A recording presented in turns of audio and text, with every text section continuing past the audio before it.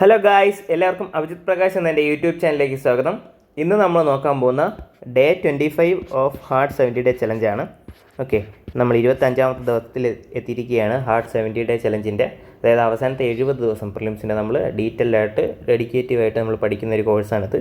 Okay, അപ്പോൾ ഈ channel ആദ്യമായിട്ടാണ് കാണുന്നതെങ്കിൽ ഇത് UPSC സിവിൽ സർവീസ് റിലേറ്റ് ചെയ്യുന്ന ടോപ്പിക്കിലായിരിക്കും ഈ ചാനലിൽ അപ്ലോഡ് ചെയ്യുന്നത്. അതുപോലെ തന്നെ ഇതിൻ്റെ നോട്ട്സും കാര്യങ്ങളൊക്കെ വേണമെന്നുള്ളവർ എൻ്റെ ടെലഗ്രാം ചാനൽ ജോയിൻ ചെയ്യുക. ലിങ്ക് ഡിസ്ക്രിപ്ഷൻ ബോക്സിൽ കൊടുത്തിരിക്കുക. ഓക്കെ, അപ്പോൾ നമുക്ക് ഓൾറെഡി മെയിൻ രണ്ട് സബ്ജക്റ്റ് ജിയോഗ്രഫിയും ഹിസ്റ്ററിയും നമ്മൾ കംപ്ലീറ്റ് ചെയ്ത് കഴിഞ്ഞു. അതുപോലെ തന്നെ നമ്മുടെ പോളിറ്റിയുടെയും എക്കണോമിയുടെയും ടോപ്പിക്കുകൾ ഏകദേശം നമ്മൾ വീക്കെൻഡ് വെച്ച് കവർ ചെയ്ത് വരുന്നുണ്ട്. ഓക്കെ, അപ്പോൾ ഇന്ന് നമ്മൾ സ്റ്റാർട്ട് ചെയ്യാൻ പോകുന്നത് എൻവയോൺമെൻറ്റാണ് ഇന്ന് സ്റ്റാർട്ട് ചെയ്യാൻ പോകുന്നത്. അപ്പോൾ ഇന്നും നാളെയും മറ്റന്നാൾ 3 ദിവസം പഠിക്കേണ്ടതാണ്. എൻവയോൺമെൻറ്റിൻ്റെ ബേസിക് കോൺസെപ്റ്റുകളും കോമ്പണൻസും എല്ലാം പഠിക്കുക. അതുപോലെ തന്നെ ബാക്കി ബയോഡൈവേഴ്സിറ്റി എന്ന് പറയുന്ന ഇമ്പോർട്ടൻ്റ് ടോപ്പിക്. ബയോഡൈവേഴ്സിറ്റി വരുമ്പോൾ അതിൽ സ്പീഷീസൊക്കെ വരും. ഇമ്പോർട്ടൻ്റ് ആയിട്ടുള്ള സ്പീഷീസ് ഏതൊക്കെയാണ് അത് പറ്റുമെന്നുണ്ടെങ്കിൽ ഒരു മാപ്പിൽ തന്നെ എന്ത് ചെയ്യുക, മാപ്പ് ചെയ്ത് വയ്ക്കുക ഏതൊക്കെ സ്ഥലത്താണ് ഏതൊക്കെ ഉള്ളത്. ഇപ്പോൾ നീലഗിരി താർ എവിടെയാണ്, നീലഗിരി ബയോസ്ഫിയർ റിസർവിലാണുള്ളത്. അപ്പോൾ നിങ്ങൾ വേണമെങ്കിൽ എന്ത് ചെയ്യുക, നാഷണൽ പാർക്കുകളും അതുപോലെ തന്നെ ബയോസ്ഫിയർ റിസർവുകളും പിന്നെ ടൈഗർ റിസർവുകളും ബയോഡൈവേഴ്സിറ്റി ഹോട്ട്സ്പോട്ടുകളും അങ്ങനെ എന്ത് ചെയ്യുക, മാപ്പ് ചെയ്യാൻ നോക്കാം. അപ്പോൾ അങ്ങനെ മാപ്പ് ചെയ്യുമ്പോൾ നമുക്ക് അങ്ങനെയുള്ള ഡീറ്റെയിലുകളൊക്കെ കിട്ടും. അത് ബേസ് ചെയ്തിട്ടുള്ള ക്വസ്റ്റ്യൻസ് കിട്ടും. എന്നിട്ട് അതിൻ്റെ PYQ ചെയ്ത് നോക്കാം, ഇതിൻ്റെ എങ്ങനെയൊക്കെയാണ് ഇതിൽ ക്വസ്റ്റ്യൻ വന്നിട്ടുള്ളത് നോക്കാം. ഓക്കെ, പിന്നെ എല്ലാ വൈൽഡ് ലൈഫ് സാങ്ച്വറി ഒന്നും മാപ്പ് ചെയ്യാൻ നിൽക്കേണ്ട, കാരണം 500 സംതിങ് ഉണ്ട്, അത്രയൊന്നും മാപ്പ് ചെയ്യാൻ പറ്റില്ല. ബാക്കിയുള്ള സാധനങ്ങൾ ഇമ്പോർട്ടൻ്റ് ആയിട്ടുള്ള. ഓക്കെ, അതുപോലെ തന്നെ എങ്ങനെ ബയോഡൈവേഴ്സിറ്റി കൺസർവ് ചെയ്യാം. കൺസർവേഷൻ വരുമ്പോഴാണ് നമുക്ക് പ്രൊട്ടക്റ്റഡ് ഏരിയാസ് ഒക്കെ വരുന്നത്. പ്രൊട്ടക്റ്റഡ് ഏരിയാസിൻ്റെ അകത്താണ് നമ്മൾ ബാക്കിയെല്ലാം പഠിക്കുന്നത്. ഓക്കെ, അപ്പോൾ അത് കറക്റ്റായിട്ട് നിങ്ങൾ എന്ത് ചെയ്യുക, അത് നോക്കുക. അതിനാണ് ശങ്കർ IASൻ്റെ ബുക്കുണ്ട്, PMF ഉണ്ട്. ഏതെങ്കിലും ബുക്ക് നിങ്ങൾ എടുത്തിട്ട് നിങ്ങൾ നോക്കുക, അല്ലെങ്കിൽ വീഡിയോസ് അവൈലബിൾ ആണ് യൂട്യൂബിലൊക്കെ. അപ്പോൾ അങ്ങനെ നിങ്ങൾ നോക്കുക. അടുത്ത് കറണ്ട് അഫയേഴ്സ് എന്ന് പറയുമ്പോൾ കറണ്ട് അഫയേഴ്സിൻ്റെ ടോപ്പിക്ക് നമ്മൾ 90 മുതൽ 120 പേജ് വരെയാണ് ഇന്ന് നമുക്ക് നോക്കേണ്ടത്. ഇന്നലെയും കൂടെ ഉണ്ടായിരുന്നു, ഇന്നലെ പറയാൻ വിട്ടു. ഇന്നലെ 60 മുതൽ 90 പേജ് വരെ ഇന്നലെ ഉണ്ടായിരുന്നു. ഓക്കെ, അത് കഴിഞ്ഞ് ഇന്ന് 90 മുതൽ 120 പേജ് വരെയുള്ള ടോപ്പിക്കുകൾ കറണ്ട് അഫെയർ ഡിസംബറിലാണെന്ന് നോക്കുക.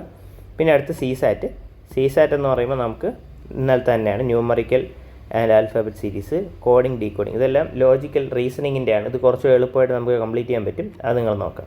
പിന്നെ റീഡിംഗ് കോംപ്രഹെൻഷൻ്റെ 10 പാസേജും കൂടെ നിങ്ങൾ എന്ത് ചെയ്യുക, കറക്റ്റായിട്ട് ചെയ്തു പോവുക. ഓരോ ടൈപ്പുകൾ നോക്കി പോവുക, ഏതാണ് ഇൻഫറൻസ്, ഏതാണ് കൊറോളറി, അസംഷൻ, അങ്ങനെ ഓരോ ടൈപ്പുകളായിട്ട് ഐഡൻറ്റിഫൈ ചെയ്ത് നിങ്ങൾ ക്വസ്റ്റ്യൻ ചെയ്യണമെന്നുണ്ടെങ്കിൽ നമുക്ക് പെട്ടെന്ന് ആൻസറിലേക്ക് എത്താൻ പറ്റും.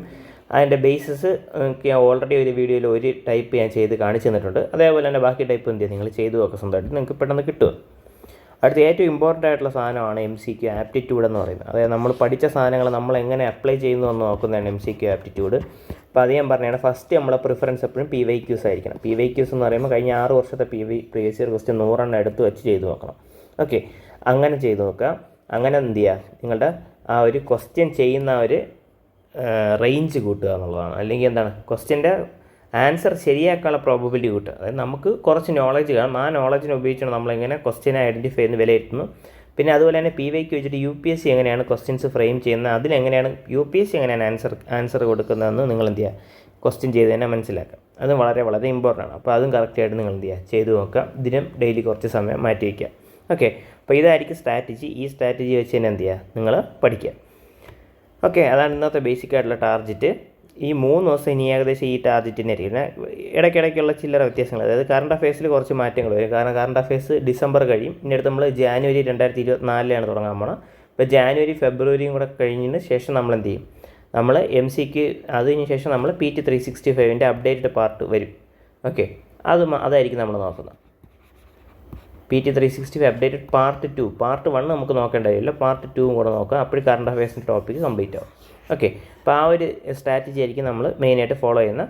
നിങ്ങളിതൊന്ന് ഓർത്ത് വയ്ക്കുക, ബേസിക് ആയിട്ടുള്ള സാധനങ്ങളൊക്കെ. പിന്നെ ഇപ്പോൾ ടോപ്പിക്കുകളൊന്നും എടുക്കാത്തതിന് കാരണം നമുക്ക് റിവിഷനും കൂടെ ആയതുകൊണ്ടാണ്. അപ്പോൾ റിവിഷനും ടൈം കിട്ടില്ല, അതാണ് ഞാൻ പിന്നെ ഇതിൻ്റെ കൂടെ ടോപ്പിക് എടുത്തു പോകാത്തത്. ഓക്കെ, അപ്പോൾ നിങ്ങൾ മാപ്പിംഗ് ശ്രദ്ധിക്കുക കേട്ടോ, അത് ഞാൻ എടുത്ത് പറയുന്നുണ്ട്. മാപ്പിംഗ് ശ്രദ്ധിക്കുക എന്ന് പറയുമ്പോൾ ഞാൻ നേരത്തെ പറഞ്ഞതുപോലെ തന്നെ വൈൽഡ് ലൈഫ് സാങ്ച്വറീസ് ആയാലും ബയോസ്ഫിയർ റിസർവ് ആയാലും പ്ലോട്ട് ചെയ്യുമ്പോൾ ഒരു കാര്യം ശ്രദ്ധിക്കേണ്ട, അതുമായിട്ട് ബന്ധപ്പെട്ട റിവേഴ്സും കൂടെ ഒന്ന് നോക്കുക. ജിയോഗ്രഫിയിൽ നമ്മൾ റിവേഴ്സ് മാപ്പ് ചെയ്യുന്ന സമയത്ത് റിവേഴ്സിൻ്റെ കൂടെ തന്നെ എന്ത് ചെയ്യുക, ഇപ്പോൾ ഏതെങ്കിലും നാഷണൽ, ഇപ്പോൾ മാനസ് എന്ന് പറയുന്ന നാഷണൽ പാർക്ക് മാനസ് റിവറിൽ കൂടെ പോകുന്നുണ്ട്.